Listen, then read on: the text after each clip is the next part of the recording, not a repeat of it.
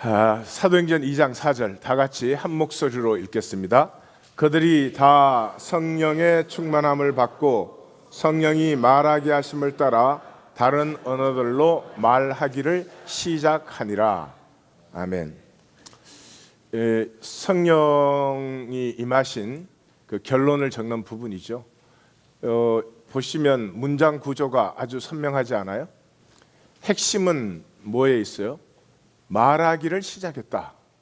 여기에 강조점이 있죠. 그런데 말하기를 어떻게 시작했나? 성령이 말하게 하심을 따라. 그 어떻게 성령의 말하게 하심을 따라서 했나? 성령의 충만함을 받았기 때문에. 그 우리 종교는 이 문장이고 뭐가 아무것도 없어.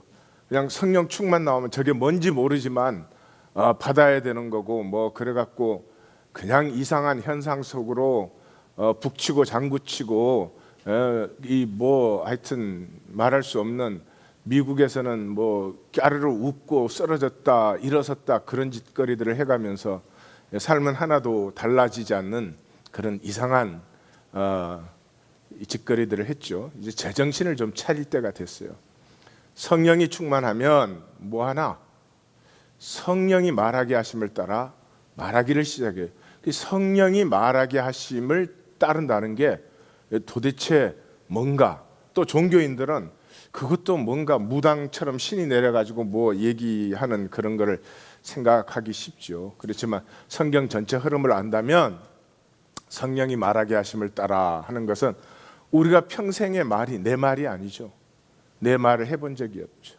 그래서 말 한마디를 해도 다른 사람이 어떻게 생각하나, 이 말 해가지고 다른 사람한테 인정을 받나, 그게 평생의 내 말이었지. 내 진심을, 내 진실을, 심지어 아플 때조차도 나 아프다 소리 한번 제대로 못 해보지 않았어요.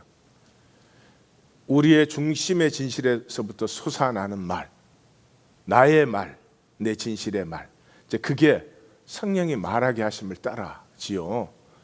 그 말이 나 스스로 억눌렀던 말, 어릴 때부터 내 음성이니까 억눌렀던 말. 어릴 때부터 우리는 다 그렇게 양육되었죠. 내 생각, 내 말은 어릴 때니까 뭐 틀리지 뭐. 잘못된 게 많지. 그러니까 항상 그거 표현하면은 좋지 않은 결과가 오니까 내 음성이기 때문에 평생에 억눌렀지. 다른 사람의 음성이면 항상 중요해. 특별히 뭐 잘났다든지 돈 많다든지 뭐 지위가 높다든지 그런 사람의 말이면 분명히 그건 맞는 말 같아. 그런 걸 따르려고 애를 썼지만 나 자신의 진실을 피워본 적이 없는 그들에게 이 성령의 말하게 하심을 따라 말하기가 시작되었어요. 인간 논리는 언어의 논리예요. 이 인간 세계는 언어로 전부 이루어져 있기 때문에 언어가 딱 사라지면 인간 세계는 사라져요. 그래서 우리 인간이 언제 말을 시작했나, 이 굉장히 중요한 것이죠. 말이 언제 시작이 됐나. 우리 인간 언어라는 건 쉽게 얘기하면 true false logic이라 그래요. true false logic이 뭐냐? 오늘이 1월 6일인가? 2017년 1월 6일 5시 30분에 이학권이는 하나임 교회당에 있었다. 이게 만약에 true면, 그러면 2017년 1월 6일 5시 반에 이학권이는 저 뭐 볼리에 있었다, 뉴욕에 있었다. 이건 저절로 다 false가 되는 거예요. 그게 인간 논리예요. 굉장히 평면적인 논리예요. 그래서 우리의 삶이 굉장히 평면적이에요. 그냥 눈에 보이는 거, 그 당장 그 드러나는 거, 그거에 사로잡혀져 있는 이유가 우리가 인간 언어로 살고 있기 때문에 그래요. 근데 바울은 이상한 얘기를 하잖아요. 에베소서에서 편지를 쓰고 있는데 고린도에 있는 성도들에게, 고린도전서를 앞으로 보시면 내가 영어로 너희와 함께한다 이렇게 얘기를 해요. 그러니까 언어의 도약이 일어난 거죠. 우리의 인간 언어의 논리로는 그게 말이 될 수가 없어. 자기가 에베소인데 어떻게 고린도에 있어?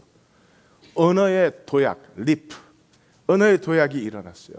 그 언어의 도약이 일어났다는 것은 의식의 도약이 일어났기 때문에, 의식이 보기 시작했어요. 우리의 삶의 이 모든 것들이 평면적인 것만은 아니구나. 꼭 돈이 많아야 행복한 게 아니구나. 돈이 많아도 불행할 수도 있구나. 가난해도 행복할 수가 있구나. 학력이 없고 지위가 없으면 항상 무시당했는데 학력이 없고 지위가 없어도 고귀한 사람이 있구나. 학력이 있고 지위가 있는데도 천박한 인간도 있구나. 뭐 그런 모든 것에서부터 인간 평면 논리라고 하는 건 참된 깊이 있는 진실이었기 때문에 의식의 도약이 일어나면서부터 완전히 다 깨어지기 시작하는 거죠. 자유가 임하기 시작해요. 이제는 이 세상 속에서 내가 어떤 사람이 돼야 되나, 여기서 지금 내가 무슨 말을 해야 되나, 그게 중요한 게 아니고요. 내가 보는 것, 내가 진정으로 살고 싶은 것, 그런 언어의 도약이에요. 그래서 사도 바울의 편지를 읽어보시면 언어의 도약이 뭐 처음부터 끝까지 전부예요. 우리의 옛사람이 예수와 함께 십자가에 못 박힌 것은 죄의 몸이 죽어 다시는 우리가 죄의 종로로 타지 않게. 우리는 교리를 배워갖고 이걸 안다고 생각해요. 무슨 말인지 아세요 지금? 우리의 죄의 몸이 십자가에 못 박혀 죽었다. 다 생각으로 이해하시죠? 그 실제를 아시냐고. 지금 이런 얘기는 사도 바울 이전에 누구에게도 없던 얘기예요. 철학도 아니고 사상도 아니에요. 예수 그리스도를 만난, 십자가에 죽으시고 부활하신 예수 그리스도를 만난 사도 바울에게 있어서 일어난 언어의 도약이에요. 오라 나는 공고한 사람이로다. 이 사망의 몸에서 누가 나를 건져내려. 지금 우리는 교리를 배워갖고 이걸 안다고 생각을 해요. 아니요. 그걸 이해하는 게 중요한 게 아니고 그런 말이 솟아날 수 있는 사도 바울의 그 의식의 도약을 만나야 되는 거예요. 너희 마음의 눈을 밝히사 그 부르심의 소망이 무엇이며 성도 안에 기업의 영광의 풍성함이 무엇이며, 우리가 다 아는 단어죠.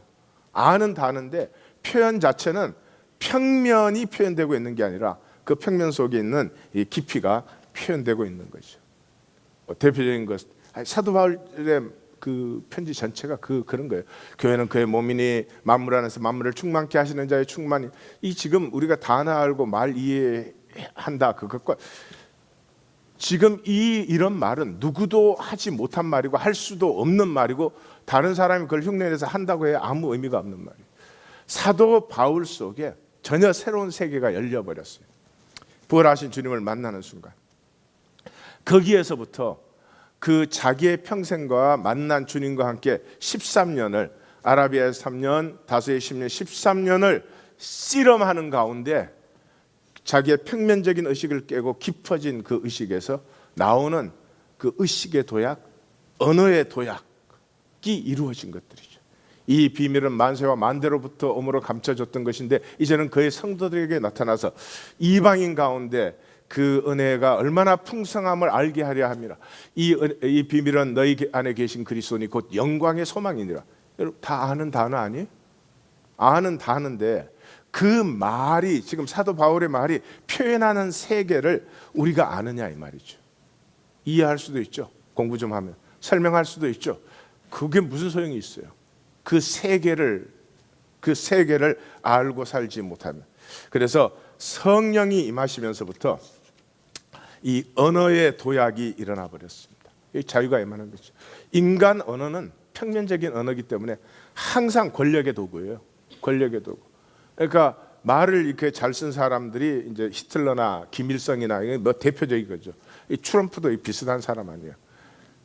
굉장히 평면적인 논리로 말이라고 하는 것은 그 한 단어 한 단어가 단어 자체에서 끝나는 게 아니라 기표적 의미에서 끝나는 게 아니라 그 기의를 깊이 뚫고 들어가야지 살리는 말이 되는 것인데, 뭐 그런 건 간단한 예화겠지만 지금 우리가 뭐 제일 우리를 억압하는 게 뭐예요? 문화 아니에요? 문화.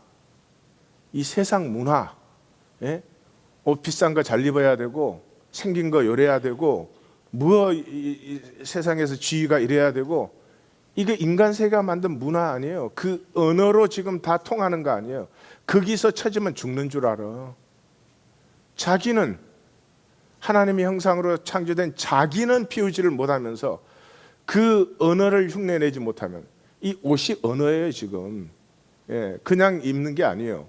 이걸 다 입음으로써 나는 뭐 이런 사람이야, 나 이렇게 봐주세요, 이런 언어들이 들어있다. 들리세요 지금? 휘휘휘. 이 머리도 이게 다 언어요. 이게 싹 꼬부라진 게 그냥 꼬부라진 게 아니야. 이게 다 이게 내 성질 봐라, 성질 봐라, 이게 언어요, 언어. 그런데 생존의 언어밖에 없는 사람, 그저 돈 계산밖에 안 되는 사람, 하나님 믿을 수가 없어요. 종교 생활이 뭐 at best예요. 종교 생활 신실하게 하면 그 수준에서는 뭐 그 이상을 갈수록, 왜냐하면 의식만큼 삶이 사라지는 것이니까. 자, 오늘 사도행전 2장을 합니다. 사도행전 2장에 세 부분이에요. 성령이 강림하시고 베드로가 증언하고 코이노니아가 이루어지는 것인데, 성령이 임했다 그 말은 새 시대가 도래했다 그 말이에요. 그게 제일 중요한 의미예요. 그 새 시대가 도래했다는 것은 새로운 언어가 열렸다는 거죠. 그래서 이 성령이 임하고 나서 세상과의 싸움은 하여튼 이 성령 받은 사람들의 말을 어떻게 하든지 막으려고 그래요. 근데 성령 받은 사람들은 이제 자기 진실에서 솟아나는 얘기를 하는 사람은 죽인다 그래도 막을 수는 없어요. 내 진실에서 솟아나는 거니까. 내가 다른 사람에게 맞추려고 했던 거, 다른 사람에게 칭찬 들으려고 했던 얘기야, 죽인다 그러면 안 하면 되지 뭐. 그렇지만 내 중심에서 솟아나는 얘기는 내 컨트롤을 넘어선 얘기예요. 죽인다 그래도 막을 수가 없죠. 그런 걸 보여주는 거죠. 이것이 언제 시작됐느냐? 오순절에 시작됐다. 오순절 초실절이 6월절 지나고 일주일이 이제 무교절인데, 일주일이니까 그 가운데 안식일이 들어오잖아요. 그 안식일을 초실절이라고 하는 거예요. 그 안식일 다음 날을 초실절이라고 하는 거예요. 그래서 주일이 안식일 다음 날이잖아요. 그래서 예수님이 주일에 부활하셨은 것을 첫 열매다 하는 게 이 초실절을 얘기하는 거죠. 그래서 이 초실절로부터 50일째 되는 날을 오순절이라고 하는데, 성경 전체에서 이 오순절에는 하나님의 새로운 잔치가 열리는 시간이에요. 왜냐 그러면 이제 그 보릿고개를 넘는 거죠. 이 초실절에서 오순절까지 50일 동안이 보리를 추수하는 시간인데, 그때 먹을 게 보리밖에 없어요. 그러니까 여러분 보리 먹어보신 분은 알겠지만 참 힘든 거죠. 그런데 오순절이 들었으면서 과일과 밀의 추수가 시작. 밀이 나오면은 떡도 만들죠, 과자도 만들죠, 과실이 들어오죠. 그래서 오순절은 하나님의 새로운 잔치가 시작되는 그런 시간이에요. 그래서 뭐 항상 그 성경 끝에 요한계시록에 어린 양의 혼인 잔치, 이게 다 여기 오순절에서 오는 거죠. 성경을 보면 무지개 언약, 홍수 뒤에 무지개 언약, 시내산 언약도 다 오순절에 임했던 것을 알 수가 있어요. 자, 그 사람들에게 이제 성령이 임했어요, 오순절에. 근데 거기서 보면은 제일 중요한 건 뭐냐 그러면, 나사렛 예수와 요한의 세례부터 승천할 때까지 함께 했던 사람들에게 임한 거예요. 나사렛 예수와 함께 했어요. 무슨 길에? 십자가 길에. 다 함께 했습니까? 다 함께 했어요? 정말 많은 사람들이 나사렛 예수와 함께 했습니다. 언제? 떡 줄 때. 그런데 다 떨어져 나갔습니다. 십자가 얘기하면서부터 다 떨어져 나갔습니다. 성경에 의하면 약 120명이나 되더라. 120명이 엄청나게 많은 숫자였어요. 잘 보십시오. 성령이 아무데나 뻥 내린 게 아닙니다. 요한의 세로부터 주님께서 승천하시는 날까지 함께 했던 사람들이 거기 다 있었어요. 그게 한 120명이나 됐대요. 그 사람들이 그냥 같이 했던 것이 아닙니다. 이미 마음이 합쳐지기 시작했어요. 마음이 합쳐지기 시작했어요. 그들이 기도에 힘썼어요. 기도가 뭐라고 했죠? 기도는 내 마음이 하나님과 합쳐지는 것, 하나가 되는 거죠. 아버지의 마음을 받는 것이 기도예요. 저들이 하나 된 자리에 아버지의 마음과 하나가 되었어요. 두말할 것도 없이 결과는 성령의 임하심이죠. 거기에 급하고 강한 바람 소리같이 있고 별의 해같이 갈라지는 것이 있다. 이것은 성령이 임하는 묘사죠. 기독교는 이게 중요해요. 이게 풀 받아야 된대. 풀 받아. 이 불 받으면 좋긴 좋아. 공짜로 파마가 되니까. 예. 급하고 강한 바람 소리.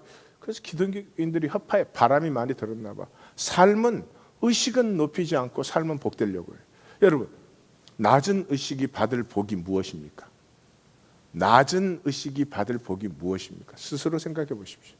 높은 의식이 받을 복이 무엇입니까? 한번 생각을 해 보십시오. 예. 그래서 총결론이 성령의 말하게 하심을 따라 다른 언어들로 말하기를 시작하니라. 여기에서부터 땅에 성령님의 역사가 시작돼요. 그래서 이 4장 가면 말함을 보고 말하지 말게 하자, 말하지 말라, 그럼 말하지 아니할 수 없다, 다음 데이 복음을 말하게 하소서, 다음 데이 복음을 말하니라. 전부 하여튼 이 지상의 싸움은 이제 중심의 진실에서 피어나는 이 언어를 막으려는 세상 세력과 목을 따도 이제 진실을 숨길 수 없는 사람들과 사이에 이제 역사가 일어나는 거죠. 내가 살지 않은 나. 하나님 나를 하나님의 형상으로 창조했는데 그건 살지 않았어요. 뭐 살았어요? 세상에서 다른 사람들이 너 이래야 돼, 인정해 줄게, 저래야 돼, 그러면 잘난 거야, 뭐 이런 거. 남에게 맞춰서 살려니 내가 내 음성을 억눌러야지. 권세는 나됨에 있어요. 하나님은 이하권이를 창조했어요. 이하권이가 다른 사람보다 잘날 때 아니고, 이하권이가 다른 사람보다 똑똑할 때가 아니고, 이하권이가 하나님이 창조한 이하권이가 될 때 하나님의 생명의 복과 권세가 나타나는 것입니다. 자, 그래서 이렇게 하나님의 그 인도를 따라 우리의 언어가 피어나기 시작하면서부터 결론이 뭐예요? 사람들이 그걸 듣고 우리가 다 우리의 각 언어로 하나님의 큰일 말함을 듣는도다. 여기에 이제 우리의 각 언어로 그랬으니까 사실은 이게 뭐 외국어를 했다 그런 것도 되겠죠. 그래 알아듣겠죠. 하여튼 그랬는지는 모르겠어요. 그러나 언어 이전에 원천적인 통함이 열리기 시작했다. 하여튼 그 방언을 했는데 각자 자기 언어로 알아들었어요. 그 말은 꼭 내가 그 사람의 언어로 외국어를 했다 그 말은 아닐 수도 있어요. 아이가 울면은 엄마는 그 뜻을 알아요. 다른 사람은 뜻을 잘 모르지. 그러니까 원천적인 세계가 통하는 것이 일어났다. 그래서 하나님의 큰 일이라고 되어 있어요. 하나님의 큰 일이 뭐겠어요? 통하면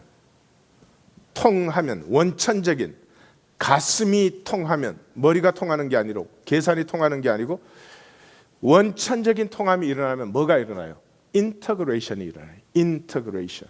너가 내 안에, 내가 너 안에. 인터그레이션이 일어나면 뭐가 일어난다 그랬어요? 나비 효과가 일어나요. 아마존에서 나비가 날개질을 했는데 이게 연결돼 가지고는 체인 이펙트를 일으켜 가지고 이 텍사스에서는 폭풍을 일으키는 것이지. 그것이 생명이에요. 생명. 부가 애쓰고 몸부림쳐 가지고 뭘 사는 게 아니고요. 그 낮은 의식이고 높은 의식은 그래요. 서로의 마음이 통하기 시작하면, 그 통하면 다른 사람에게도 영향력을 줘요. 뭐를 하든지. 그래서 다른 사람들도 그냥 그 안에 같이 이렇게 끌려 들어오고 함께 하는 것을 좋아하게 되어 있어요. 그런 일들이 일어나요. 그러니까 딱 단절된 상태에서 나는 내 능력으로만 산다. 어리석은 일이에요. 되게 그런 사람 자기 혼자는 굉장히 똑똑해. 그런데 삶의 그 메마름이라는 건 말로 다 할 수가 없어요. 생명은 초월로 살게 되어 있어요. 도약이 일어나야 되는 거지.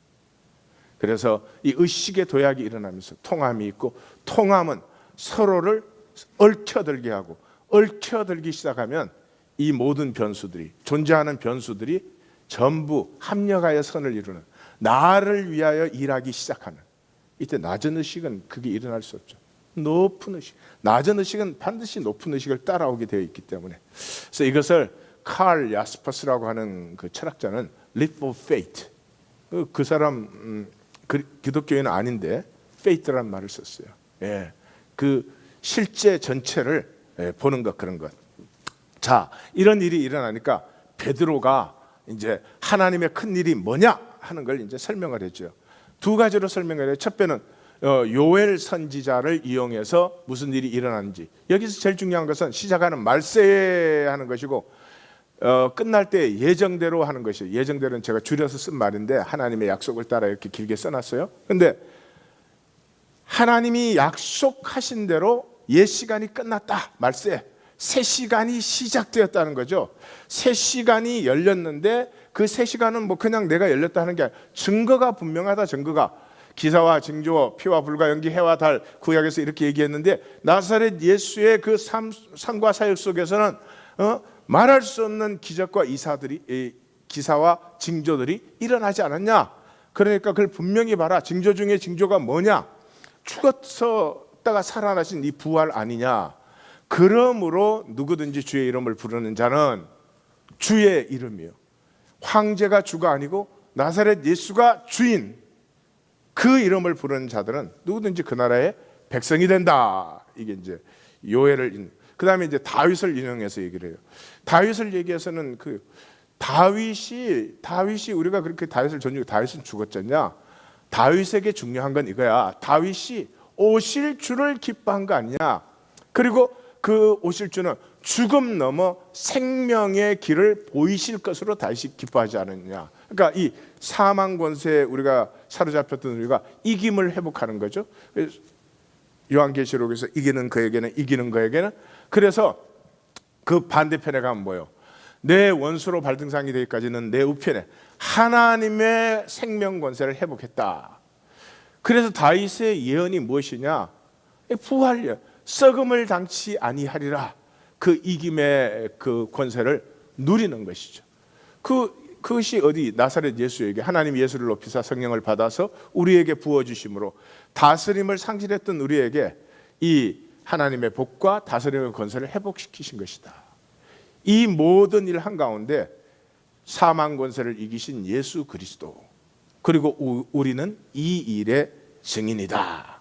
이렇게 하는 거죠. 그래서 결론이 그런즉 이스라엘 온 집은 확실히 알지니 너희가 십자가에 못 박은 이 예수를 하나님이 주와 그리스도가 되게 하셨다. 그렇게 증언을 하죠. 그 다음에 이제 나타나는 것이 구원의 길과 구원의 모습. 그러면 어떻게 그 나라의 백성이 되느냐 하는 거죠. 그걸 이제 설명을 해요. 여기에서 제일 중요한 것은 듣고 마음에 찔려 어찌할꼬. 어찌할꼬. 지금 우리 새벽성의 말로 표현하면 낮은 의식으로 사는 나에 대해서 어찌할꼬가 있어야 돼요. 어찌할 거는 없고 그저 돈만 더 있으면 되는데. 그래서 돈만 더 있으면 되는데. 여러분 돈으로 할 수 있는 건 표피적인 거죠. 돈이 필요하고 돈을 많이 누리시기를 바래요. 그러나 의식이 낮으면 돈이 절대적이에요. 의식이 낮아지면 돈이 없으면 숨 쉬는 것도 힘들어져요. 돈이 있을 때는 있는 대로 즐기고 없을 때는 없는 대로 즐기고 그럼 되지. 돈 때문에 생명이 왔다 갔다 할 필요는 없죠. 응? 돈 필요하지 않은 사람이 어디 있겠어요? 육체로 세상을 사는데. 그러니까 돈에 종노릇 할 필요는 없죠. 돈이 내 가치를 전락시키게 할 필요는 없지. 돈이 내 가치를 높이도록 써야지. 그렇게 쓰는 사람에게는 돈이 따라올까 도망갈까? 따라옵니다. 내 주머니에 넣고 있지 않아도 쓸 자리에는 반드시 쓸 수 있는 돈이 그 예비되어 있어요. 이 표피적인 차원에서는 알 수도 만날 수도 없는 것이죠. 어찌할꼬가 중요해요. 어찌할꼬. 이 cut to heart. 이 심장이 쪼개진다 그런 단어예요. 그래서 이 어찌할꼬가 일어나면 뭐가 예요? 회개가 일어나요. 이 생명의 가장 큰 저주는 돌이키지 못하는 것이. 인간은 종교 생활을 안 해도 알아요. 돌이켜야 된다. 내가 이대로 살아서는 안 된다. 다 알아요. 근데 돌이키지 못한다고요. 그게 생명의 가장 큰 저주예요. 왜 돌이키지 못해요? 의식이 낮으니까. 의식이 낮은 사람은 일어나 그럴 수가 없어요. 마음에는 일어나 그랬으면 좋겠지. 알지만 안 돼요. 왜? 생각뿐이니까. 생각은 능력이 아니에요. 회개가 돌이킴이 있으면 죄사함이 임해요. 생명의 가장 큰 복은 죄사함이에요. 죄사한다는 말이 무슨 뭐 나쁜 짓 한 거 괜찮다 이런 정도의 차원이 아니죠. 죄사함이라고 하는 건 이거예요. 이제까지는 내가 한 행동, 내가 뭐를 했느냐가 내 존재의 가치인 줄 알았어요. 물론 뭐 어떻게 했느냐도 중요하지만 내 가치는 그런 것과 비교할 수가 없어. 내가 어떤 행동을 했느냐 하는 게 1이면 내가 누구냐, 하나님이 창조한 내 존재가 무엇이냐 하는 건 99가 넘는 거예요. 그냥 내가 살아오던 그 삶에서 자유함을 얻기 시작해요. 그리고 비로소 하나님이 창조한 내 안에 다 있잖아요. 우리 안에 아름다움이 있죠. 우리 안에 신비함이 있고 우리 안에는 존귀함이 있어요.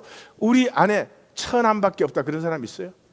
나는 아무리 생각해도 아름다운 게 생각이 안 나. 아무리 아름다운 얘기를 들어도 나는 조금 더 감동이 안 돼. 나는 꽃을 보면 신경질 나. 그런 사람 있어요? 없어요? 왜 날 쳐다봐? 없어. 없어요. 우리 안에 참 귀한 것이 있어요. 세상에 쏟고 억눌려가지고 그걸 내가 정죄하고 내가 억눌렀지. 다른 사람이 정죄 안 해야 사실 소용이 없어. 내가 정죄하니까 뭐 아무것도 아닌 것 가지고 나는 생긴 게 이래서 안 돼. 나는 뭐 학력이 없어서 안 돼. 뭐 하여튼 그 자유해지는 거지. 그때가 뭐예요? 예수 그리스도의 이름으로 세례를 받는. 세례를 받는다는 거 하나 된다는 거예요. 한 공동체 된다는 거예요. 예수님을 주라고 부르는 사람들과 하나가 되어 연합되는 게 기쁨이 돼요. 그래서 선물이라 그랬어요. 선물. 그래서 이 선물이 임하면 코이노니아가 이루어지죠. 이 세상에서 제일 높은 의식이 뭐예요? 코이노니아지. 남편과 아내가 만나서 제일 의식이 높을 때가 언제예요? 둘이 하나 될 때가 의식이 높은 거예요. 둘이 잘날 때가 아니고. 주로 잘나려고 하는 건 의식이 낮아서 그래요. 시간 다 갔다. 구원의 모습. 예, 이 구원의 모습이 이제 이 성경에 오신 총 결론으로 나오는데 여기서 제일 중요한 것은 경외함이에요. 시작이 어떻게 돼? 사람마다 두려워하는데 경외심이라는 게 뭐예요? 이 내 머리 브레인 갖고 계산해서 이 표피적인 현상에 뭐 이렇게 해갖고 컨트롤하면서 살고 있는데 갑자기 이 표피적인 것들이 다 무너지고 원천세계, 내가 전혀 알지 못하는, 내가 전혀 컨트롤하거나 핸들할 수 없는 원천세계가 내 앞에 열릴 때, 그때 인간이 만나는 것을 fear and trembling, 두려운 시간이에요. 마치 모세가 시내산에서 하나님 앞에 올라갔을 때처럼 두려운 시간이에요. 이사야가 하나님의 임재를 만나고 화로다 나여 죽게 되었도다. 그런 시간이에요. 그러나 그게 가장 복된 시간이에요. 왜냐하면 껍질이 깨어지고 존재 원천이 열려 나오기 때문에. 이렇게 존재 원천이 열려 나오면 함께 있기가 되어져요. 함께 있기. 이게 한 가족도 함께 있기가 안 되거든요. 함께 있기가 되어져요. 그 다음에 나눔이 일어나기 시작해요. 나누어서 손해보지 않아요. 나눔에서 가장 큰 복을 받는 것이에요. 세상에 뭐 지껏 꽉 쥐고 있어가지고 복된 사람이 세상에 어디 복되면 또 그렇게 하지도 않겠지만, 예. 그래서 나눔이 일어나요. 나눔이 있는 데는 모이는 것이 즐거워요. 같이 보는 게 즐거워. 하나님을 찬미한다는 말이 뭐 종교행위 한다는 말이에요. 하나님을 정말 찬미할 수 있을 때, 세상 영광 번쩍거리는 게 아니고 하나님을 찬미할 수 있을 때, 십자가의 하나님을 찬미할 수 있을 때, 그때 우리의 의식은 한없이 순수해지고 한없이 귀해지는 것입니다. 예, 당연히 칭송을 받게 되어 있죠. 우리 하나님 교회는 이 길로 출발했습니다. 낮은 의식에 있기를 원하면 어떻게 해도 소용은 없는 것 같아요. 예, 그분이 할 수 있는 건 종교생활밖에 없는 것 같아요. 그러나 높은 의식으로 나아가기를 원하는 성도님들이 계신다면 한 명이 됐든 100명이 됐든 제 생명을 다해서 인도할 것입니다. 하나님께서 허락하시는 사람들이 하나님 안에서 일어나겠죠. 저에게 달린 것도 아니고 성도님들에게 달린 것도 아닙니다. 그러나 성도님들이 원하시면 한 가지는 하셔야 됩니다. 구하고 찾고 두드리셔야 됩니다. 막연한 생각으로, 제가 말하는 그 생각으로는 다 이해되잖아요. 생각으로 저것도 나한테 저렇게 되면 좋겠다, 그것이 아니고 몸으로 사는 이 삶 자체가 구하고 찾고 두드림이 될 때 우리는 이 하나님의 영광스러움에 참여하는 자가 될 것입니다. 하나님, 우리를 일깨우시옵소서.